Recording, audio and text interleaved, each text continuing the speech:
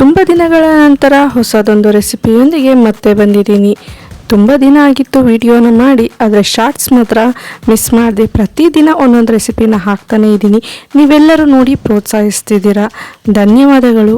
ನಾನಿವತ್ತು ಉತ್ತರ ಕರ್ನಾಟಕದಲ್ಲಿ ಫೇಮಸ್ ಆಗಿರುವಂತಹ ಒಂದು ರೆಸಿಪಿಯನ್ನು ನಿಮ್ಮೆಲ್ಲರ ಜೊತೆ ಹಂಚ್ಕೊಳ್ಳೋದಕ್ಕೆ ಬಂದಿದ್ದೀನಿ. ಉತ್ತರ ಕರ್ನಾಟಕ ಅಂದಾಕ್ಷಣ ಎಲ್ಲರಿಗೂ ನೆನಪಿಗೆ ಬರೋದು ಜೋಳದ ರೊಟ್ಟಿ, ಎಣ್ಣೆಗಾಯಿ ಪಲ್ಯ.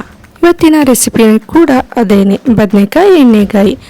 ಆದರೆ ಇದರಲ್ಲಿ ಒಂದು ಡಿಫ್ರೆಂಟ್ ಏನಪ್ಪ ಅಂತಂದರೆ, ಬದನೆಕಾಯಿ ಎಣ್ಣೆಗಾಯನ್ನು ಕುಕ್ಕರ್ನಲ್ಲಿ ಹೇಗೆ ಮಾಡೋದು, ಸುಲಭವಾಗಿ ನಿಮಗೆ 10 ನಿಮಿಷ ಟೈಮ್ ಇದ್ರೆ ಸಾಕು ಇದನ್ನು ಮಾಡ್ಕೊಳ್ಬೋದು.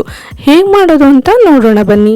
ನಾನಿಲ್ಲಿ ಸುಮಾರು ಒಂದು 8ರಿಂದ 10 ಗುಂಡು ಬದನೆಕಾಯನ್ನು ತಗೊಂಡಿದ್ದೀನಿ. ಅದನ್ನು ಒಂದ್ಸಲ ತೊಳೆದು ಮಧ್ಯಕ್ಕೆ ಈ ರೀತಿ ಸೀಲ್ ಮಾಡಿ ಇಟ್ಕೊಳ್ತಾ ಇದ್ದೀನಿ.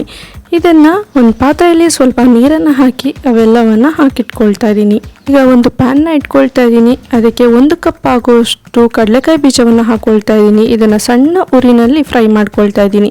ನಂತರ 1-2 ಚಮಚದಷ್ಟು ಬಿಳಿ ಎಳ್ಳನ್ನು ಹಾಕ್ಕೊಂಡು ಅದನ್ನು ಹುರಿದಿಟ್ಕೊಳ್ತಾ ಇದ್ದೀನಿ.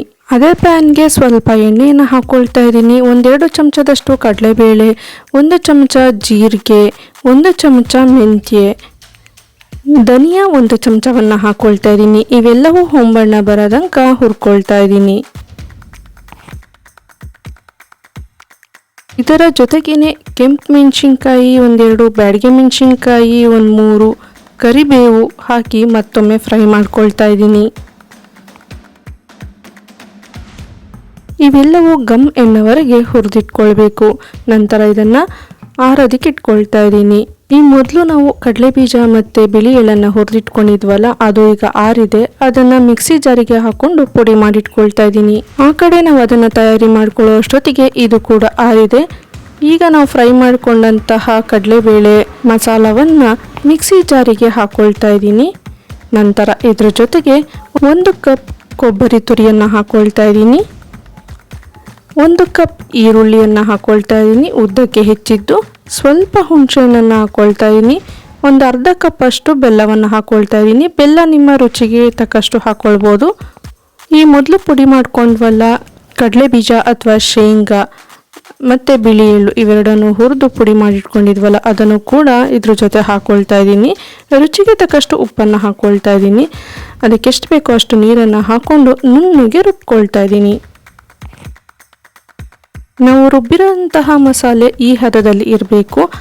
ಯಾವುದೇ ಕಾರಣಕ್ಕೂ ನೀರು ಜಾಸ್ತಿ ಆಗಬಾರ್ದು. ಯಾಕೆ ಅಂತಂದರೆ ಮಸಾಲೆನ ತುಂಬುವಾಗ ನೀರಾಗೋದ್ರೆ ಮಸಾಲೆ ಒಳಗಡೆ ತುಂಬೋದಕ್ಕೆ ಕಷ್ಟ ಆಗುತ್ತೆ.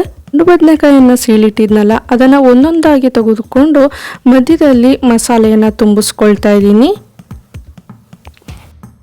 ಇದೇ ರೀತಿ ಪ್ರತಿಯೊಂದು ಗುಂಡು ಬದನೆಕಾಯಿಗೂ ಮಸಾಲೆಯನ್ನು ತುಂಬಿಸಿ ಒಂದು ಕಡೆ ಇಟ್ಕೊಳ್ತಾ ಇದ್ದೀನಿ. ಮಾರ್ಕೆಟ್ನಲ್ಲಿ 2 ರೀತಿಯ ಬದನೆಕಾಯಿಗಳು ಸಿಗುತ್ತೆ. ಒಂದು ಕಪ್ಪು ಬದನೆಕಾಯಿ ಇರುತ್ತೆ, ಇನ್ನೊಂದು ಬಿಳಿ ಬದನೆಕಾಯಿ ಇರುತ್ತೆ. ನಿಮಗೆ ಯಾವುದು ಲಭ್ಯವೋ ಅದರಲ್ಲಿ ಮಾಡ್ಕೊಳ್ಬೋದು. ಆದರೆ ನನಗೆ ಅನಿಸಿದ್ದು ಈ ಬಿಳಿ ಬದನೆಕಾಯಲ್ಲೇ ಹೆಚ್ಚು ರುಚಿ ಅಂತ, ಹಾಗಾಗಿ ನಾನು ಯಾವಾಗಲೂ ಇದರಲ್ಲೇ ಮಾಡೋದು. ಈಗ ಮಸಾಲೆ ಎಲ್ಲ ತುಂಬಿ ರೆಡಿಯಾಗಿದೆ. ಒಂದು ಸಣ್ಣ ಕುಕ್ಕರ್ನ ಇಟ್ಕೊಳ್ತಾ ಇದ್ದೀನಿ. ಇದಕ್ಕೆ ಎಣ್ಣೆಯನ್ನು ಹಾಕ್ಕೊಳ್ತಾ ಇದ್ದೀನಿ. ಅದು ಕಾದ ನಂತರ ಸಾಸಿವೆಯನ್ನು ಹಾಕ್ಕೊಳ್ತಾ ಇದ್ದೀನಿ.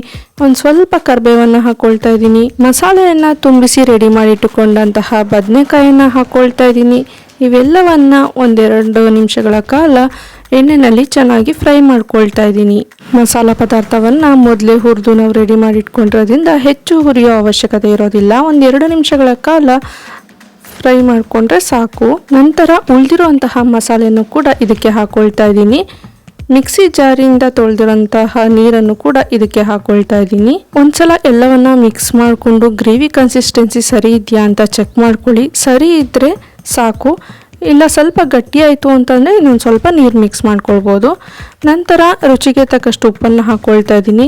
ಮಸಾಲೆಗೆ ಈ ಮೊದಲೇ ನಾನು ಹಾಕ್ಕೊಂಡಿದ್ದೆ, ಬದನೆಕಾಯಿಯೊಂದಿಗೆ ಮಿಕ್ಸ್ ಆಗಲಿ ಅನ್ನೋದಕ್ಕೋಸ್ಕರ ಸ್ವಲ್ಪ ಉಪ್ಪನ್ನು ಹಾಕ್ಕೊಳ್ತಾ ಇದ್ದೀನಿ. ಎಲ್ಲವನ್ನ ಚೆನ್ನಾಗಿ ಒಂದ್ಸಲ ಮಿಕ್ಸ್ ಮಾಡಿ ಕುಕ್ಕರ್ ಮುಚ್ಚಳವನ್ನು ಮುಚ್ಚಿ 2 ವಿಷಲ್ ಕೂಗಿಸ್ಕೊಳ್ತಾ ಇದ್ದೀನಿ. ನೋಡಿ, ಈಗ 2 ವಿಷಲ್ ಕೂಗಿದ್ದಾಗಿದೆ. ಆರಿದ ನಂತರ ಇದ್ರ ಮುಚ್ಚಳವನ್ನು ತೆಗೆದಿಟ್ಕೊಳ್ತಾ ಇದ್ದೀನಿ. ಇದ್ರ ವಿಷಲ್ ಕೂಗ್ತಾ ಇದ್ರೇನೆ ಆ ಪರಿಮಳ ಇಡೀ ಮನೆ ತುಂಬಾ ಹರಡ್ತಾ ಇರತ್ತೆ. ಹಬ್ಬ ಯಾವಾಗ ಆಗುತ್ತೋ ಯಾವಾಗ ತಿಂತೀವೋ ಅಂತ ಅಷ್ಟು ರುಚಿಯಾಗಿರತ್ತೆ. ಕುಕ್ಕರ್ನಲ್ಲಿ ಇಟ್ರೆ ಕದ್ಲೋಗಲ್ವಾ, ಈ ಮೆತ್ತಗಾಗೋಗಲ್ವಾ ಅಂತ ನಿಮ್ಗೆಲ್ಲರಿಗೂ ಅನ್ಸಿರ್ಬೋದು. ನೋಡಿ ಇಲ್ಲಿ ಕರೆಕ್ಟಾಗಿ ಒಂದೇ ಹದದಲ್ಲಿ ಬೆಂದಿದೆ. ಕೊನೆಯದಾಗಿ ಸ್ವಲ್ಪ ಕೊತ್ತಂಬರಿ ಸೊಪ್ಪನ್ನ ಹಾಕಿ ಚೆನ್ನಾಗಿ ಮಿಕ್ಸ್ ಮಾಡ್ಕೊಳ್ತಾ ಇದ್ದೀನಿ. ನೋಡಿದ ತಕ್ಷಣ ಬಾಯಲ್ಲಿ ನೀರೂರಿಸುವಂತಹ ಬದನೆಕಾಯಿ ಎಣ್ಣೆಗಾಯಿ ರೆಡಿ ಆಯಿತು. ನಾನು ಇದ್ರ ಜೊತೆಗೆ ಚಪಾತಿಯನ್ನ ಮಾಡಿದ್ದೇನೆ. ಇವತ್ತಿನ ರೆಸಿಪಿ ನಿಮ್ಮೆಲ್ಲರಿಗೂ ಇಷ್ಟ ಆಗಿದೆ ಅಂತ ಅನ್ಕೊಳ್ತೀನಿ. ಈ ರೆಸಿಪಿ ನಿಮಗೆ ಇಷ್ಟವಾದಲ್ಲಿ ಈ ನನ್ನ ಚಾನಲನ್ನು ಸಬ್ಸ್ಕ್ರೈಬ್ ಮಾಡಿ, ಲೈಕ್ ಮಾಡಿ ಮತ್ತು ಕಮೆಂಟ್ ಮಾಡಿ. ಹಾಗೆ ನಿಮ್ಮ ಫ್ರೆಂಡ್ಸ್ಗಳಿಗೆ ಶೇರ್ ಮಾಡಿ. ಇಲ್ಲಿಯ ತನಕ ವೀಕ್ಷಣೆ ಮಾಡಿದ ತಮಗೆಲ್ಲರಿಗೂ ಧನ್ಯವಾದಗಳು. ಮತ್ತೊಂದು ರೆಸಿಪಿಯೊಂದಿಗೆ ಮತ್ತೆ ಭೇಟಿಯಾಗ್ತೀನಿ.